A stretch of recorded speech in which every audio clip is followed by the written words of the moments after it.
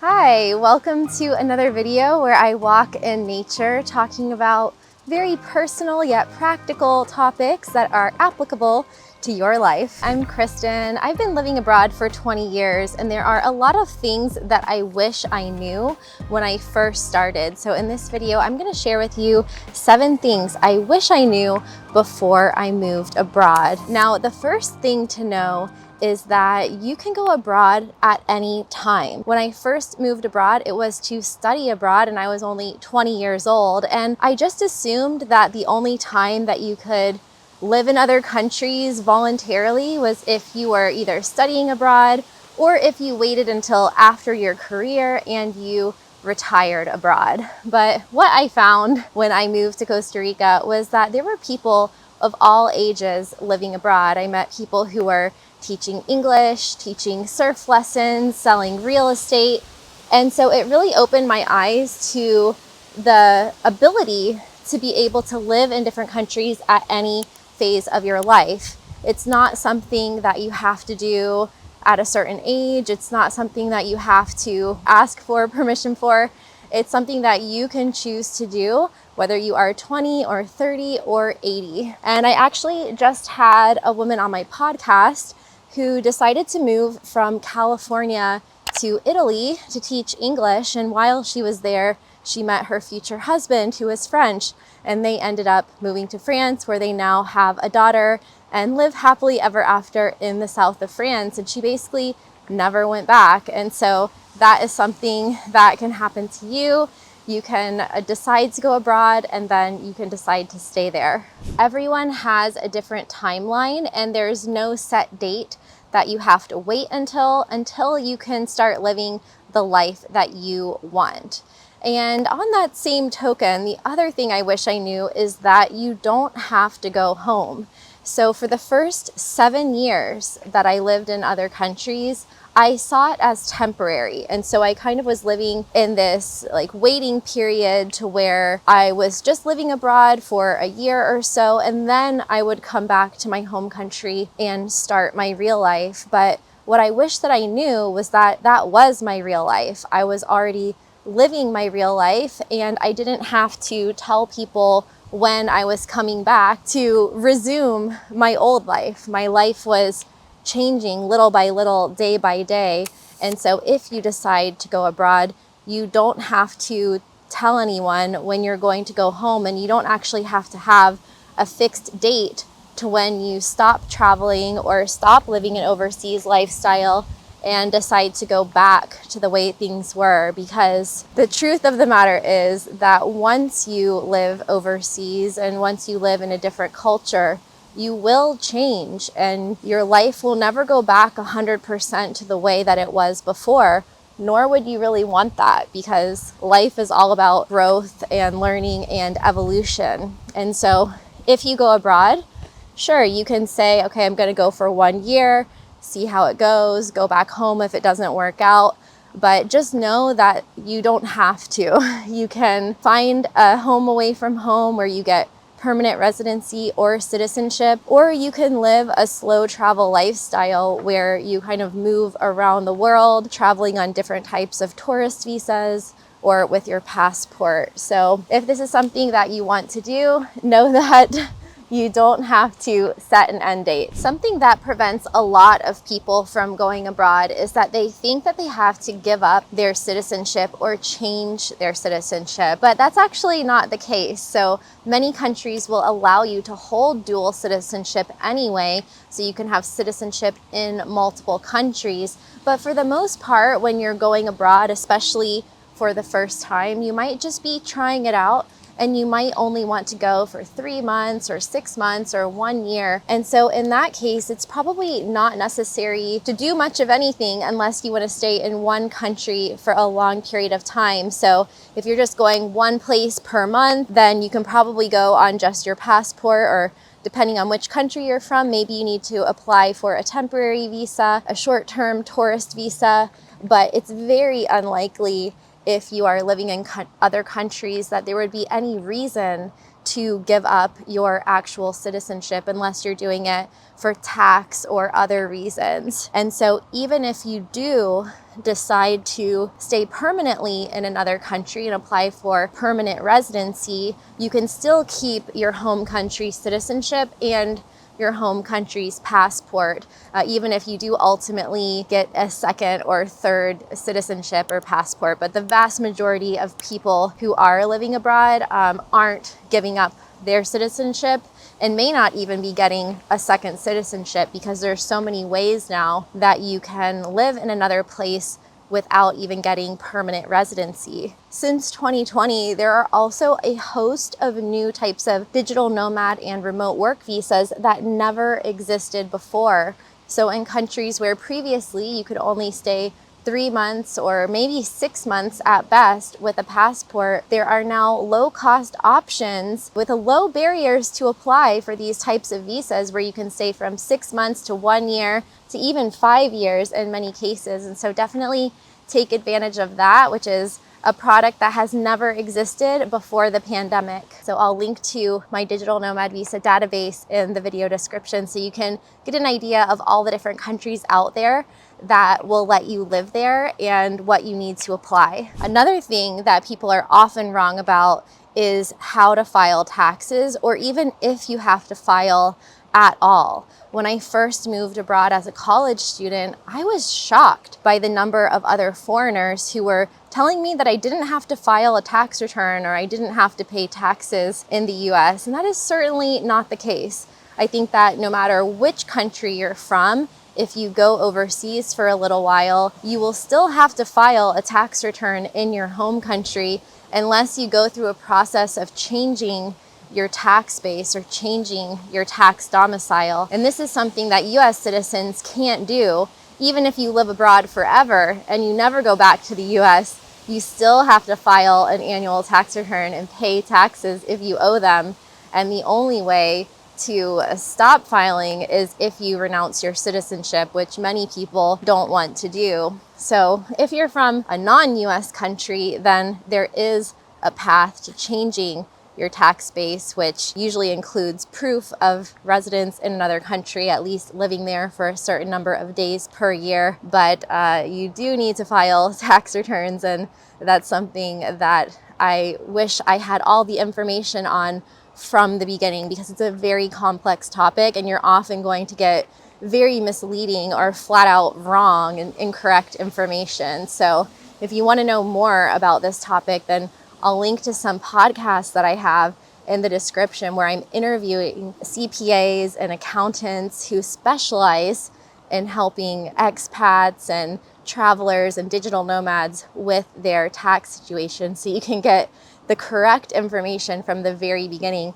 and not be led astray for years or even decades, as I have seen some people do. And I actually know some people who have lived abroad and just stopped filing their tax returns for years, but who knows what the repercussions of that will be in the future. The good news when it comes to the topic of finances, though, is that you don't need an offshore bank account to be able to travel long-term or live abroad. Now, this was the case previously before technology was as good as it is today, and I can't tell you how many hours, weeks, months of my life I have spent opening bank accounts in different countries and standing in lines and collecting requirements. And I am so glad that we don't need to do that anymore. So if you have spent a lot of time researching how to open bank accounts in different countries and being uncertain about what you might need when you go there, then rest assured that that is not really a thing anymore, unless you're going to be living in another country permanently or very long term, where you want to be able to pay your rent and utilities from a local bank account, or you're going to be transacting for a long time in one country and, using the local ATMs and things like that. But for those of us who aren't getting permanent residency or long-term residency in a country, there are a lot of other options now. You can start with an international bank account that is friendly to travelers and expats and digital nomads. One of the more popular ones is the HSBC Premier account that can give you some benefits at different banks. And If you actually want me to make a dedicated video on bank accounts for expats and travelers, then comment below, because this could be a whole nother topic in itself. But HSBC Premier is one, Charles Schwab is another one for US based travelers and expats and people like this one, because you can get refunds on your ATM fees in other countries, and there's no foreign transaction fees. But the account that really changed my life and helped make travel and operating my online international business easier was opening a Wise account. And I'll also link to this account in the description below. But basically what this allows you to do is connect your home country bank with this account that allows you to send money in different currencies. So you can hold money in different currencies. I believe it's 40 or 50 different currencies now. You can send money to like 150 countries around the world.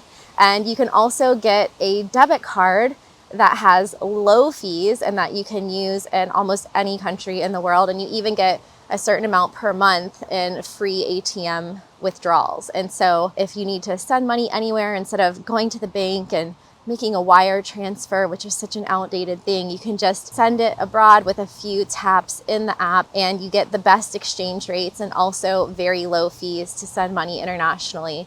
And so by using that, I actually closed most of my offshore bank accounts because I simply no longer needed them, and there's no fee for having a Wise account. So if you are concerned about getting an offshore bank account, then don't worry, because you don't really need it anymore unless you're going to be living somewhere permanently. Another thing that I wish I knew before I moved abroad was how easy it actually is to make friends. I was extremely apprehensive when I first moved abroad because all I could think about was how many years and decades I had spent building the friendships and the relationships that I had in my home country. And I just couldn't conceive that I could go to another country and just make friends so quickly. But actually, I found that that is the case, because in many countries, and pretty much every country around the world, you'll find great people, and you'll also meet a lot of other travelers and potentially foreigners and immigrants and people who have relocated there or moved there permanently. And if you are making friends with people from other countries, you're automatically going to have that in common, being a little bit different from everyone else and having to go through that process of adapting to a foreign culture. But you'll also find that locals are quite friendly and that you're able to make friends really easily. One of the best ways to meet people is in person. Of course, we can always use, dating apps and connecting with people online. But I found that going to one event in person and meeting people face to face can really open you to their entire friend group, countless other people that you wouldn't have met before. So if you use an app like meetup.com, or even looking at events on Facebook groups or Eventbrite, any sort of event that you can go to in person. I've been to cooking events, I've been to bar crawls, I've been to internations meetups, which is where people from around the world all get together. Actually, just this week, I went to an internations meetup and I met people from Brazil, Poland, Lebanon, Croatia, Latvia, the US, Canada, so many countries, the UK, and that was all in 1 hour. So just put yourself out there, even if you're introverted. I went to a sushi making class once in Costa Rica and met a bunch of people that way. It's really quite easy to make friends, and I wish that I didn't spend so much time worrying before I moved abroad that I wouldn't be able to make friends, and just being concerned and afraid that I was going to be lonely there and just feel very alone. Another thing that happens when you stay in your hometown or your home country is that you might have your friends for life, but you might end up meeting less people because you've already lived in the same place for a while. And so maybe you're not necessarily looking to grow your friend circle. And so what ends up happening is that the people that you're friends with the most are either the people that you work with, the people that you know from school, maybe your kids' parents, and maybe the people from the gym or something like that. But when you go abroad and you start trying a lot of different experiences and you put yourself in a different geographical location, you will naturally meet a wider range of people and just have a lot of new experiences. So if I could go back 20 years ago, I would tell myself not to worry about making friends, because if you travel or if you live abroad, you will surely make friends for life. Another thing that I wish I knew is how much you change when you move abroad. And this is something that I didn't anticipate at all, and I really didn't even think about it. I just assumed I would be myself. I would go abroad for a few months or a year, and I would just continue my life as normal. But going abroad really shook my entire worldview. I changed the way that I eat. I changed my religious and political beliefs. I changed my mind about so many different things. And I think that you become a lot more open-minded.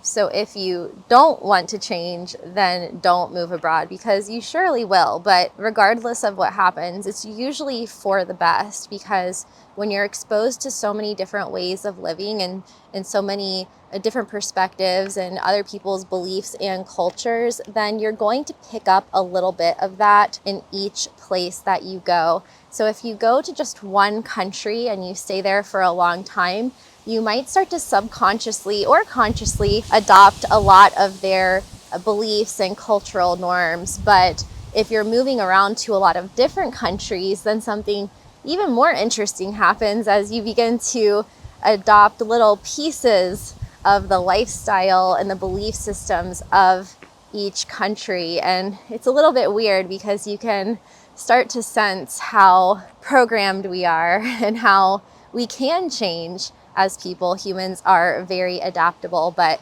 I think that I underestimated the degree to which I would change when I lived abroad, and then how challenging that would be when I did come back to my home country. So I did a video about reverse culture shock that you can watch in this card here after this video, but it's really a real thing. And so there is a risk that the longer that you stay abroad, the less you will feel like you fit in your home country, but you also will likely never 100% feel like you fit in your adopted country. I have some videos here on what I love the most about living abroad, and actually what I dislike the most about living abroad, so that you can get a balanced perspective if this is something that you're thinking about doing. But I hope this video was helpful for you. Subscribe if you love videos about travel, culture, and living abroad. And if you want help with moving overseas, you can also contact me at travelingwithkristin.com/relocation.